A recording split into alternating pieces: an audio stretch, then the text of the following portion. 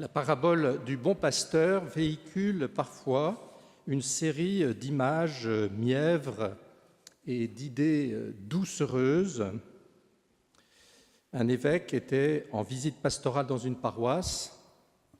On entonne alors le sempiternel « Tu es mon berger, ô Seigneur » et lui de s'écrier « Encore du mouton ».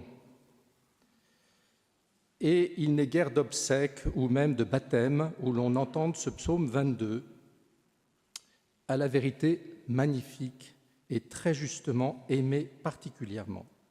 Et ce soir, c'est ce psaume, en tout cas son tout début, que je voudrais partager avec vous.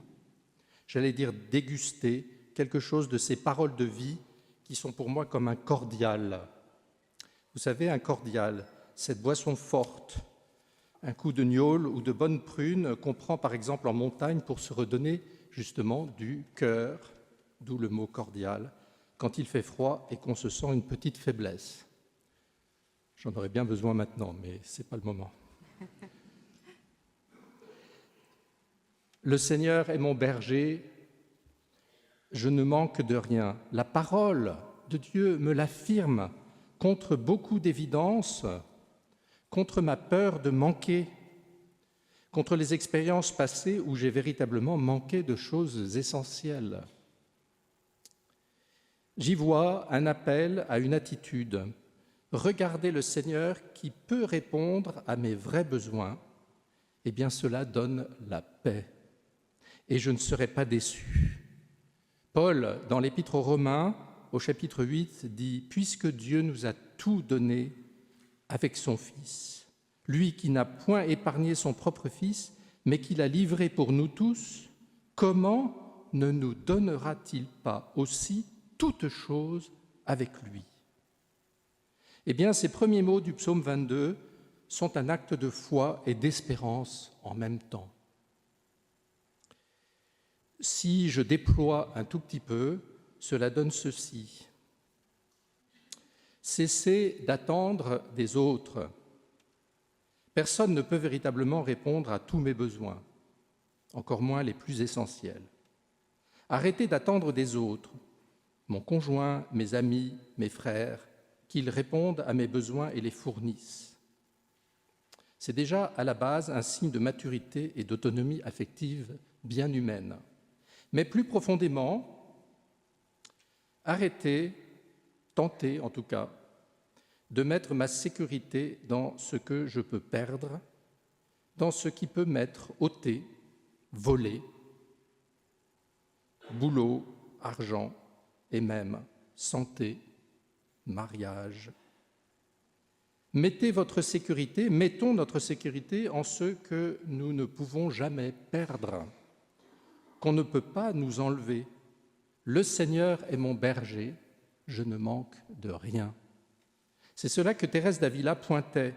Nada te turbe, nada te espante, quien a Dios tiene, nada le falta, Dios solo basta. Pour la traduction, écoutez le psaume de l'invitatoire tout à l'heure, dans un instant. Que rien ne te trouble, que rien ne t'épouvante, qui à Dieu ne manque de rien. Et la phrase, alors c'est beau quand c'est Thésée qui la chante, mais quand je m'y confronte dans ma vie concrète, au quotidien, c'est autre chose. C'est un peu une pierre de touche, je crois, de la vie spirituelle. Dieu seul suffit. Rude parole pour mon cœur inquiet. Mais ces paroles du psaume sont justement données pour nous conduire à la paix du cœur.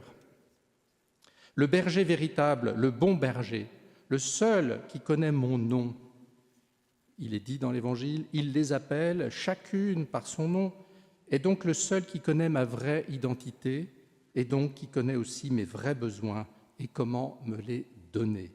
Saint Pierre le disait à l'instant, à présent vous êtes retournés vers votre berger, le gardien de vos âmes. Alors, chers frères et sœurs, eh bien, apprenons ce psaume 22 par cœur. Il y a environ 7 phrases. Je pense que c'est encore possible aujourd'hui. Et découvrons-y une réponse du Seigneur à bien d'autres sources de troubles.